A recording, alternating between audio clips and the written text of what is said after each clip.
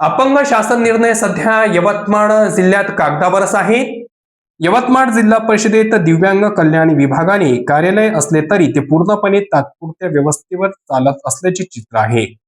अनेक कर्मचारी चार्ज व डिप्युटेशनवर पाहत असून कुणी शाळेचा शिक्षक तर कुणी इतर विभागातील कर्मचारी हा विभाग सांभाळत आहेत. त्यामुळे हा विभाग अक्षरशः उमरड्यावर चालत असल्याचे वास्तव्य समोर आले आहे.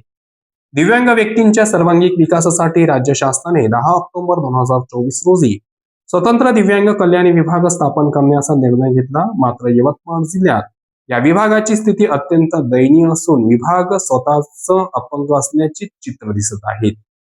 शासनाने पदनिर्मितीचा निर्णय घेतला असला तरी जिल्हा स्तरावर मंजूर असलेली 8ही महत्वाची पदे रिक्त असल्याने विभागाचे कामकाज जवळपास ठप्प झाले आहे.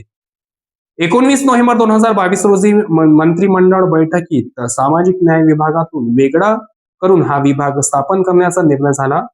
जिल्हा स्तरावर जिल्हा दिव्यांग सक्षमीकरण अधिकारी, सहाय्यक लेखाधिकारी, कार्यालयीन अधिकारी, वैद्यकीय सामाजिक कार्यकर्ता, सहाय्यक सल्लागार व लिपिक अशी पदे मंजूर आहेत.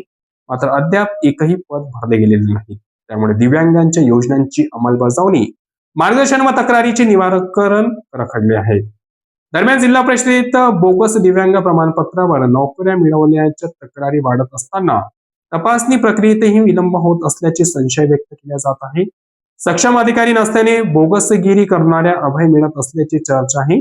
या पार्श्वभूमीवर यवतमाळ जिल्हाधिकाऱ्यांनी लक्ष घालून रिक्त पदे तातडीने भरण्यासाठी पाठपुरावा करावा अशी मागणी होत आहे. अन्यथा दिव्यांग कल्याण विभाग केवळ कागदावरच राहील आणि खऱ्या लाभार्थ्यांना हक्काच्या योजनांपासून वंचित राहावे लागेल.